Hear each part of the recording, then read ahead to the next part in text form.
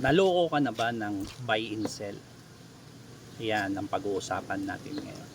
Remind ko po, hindi lahat ng buy and sell ay manloloko. So katulad po sa bidyong ito, nakita po natin, meron po tayong isa pong kliyente na seaman po. Bumili siya ng sasakyan at nagtiwala siya sa isang buy and sell na sabi sa kanya, walang problema ang unit. Ang unit po ito 2020. I think 2021.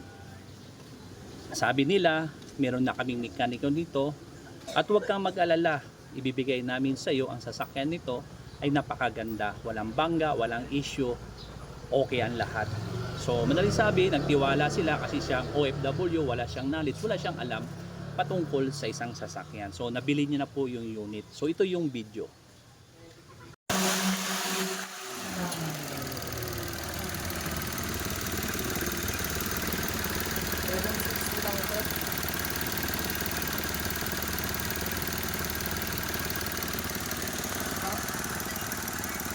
Yan po yung sinasabi ko.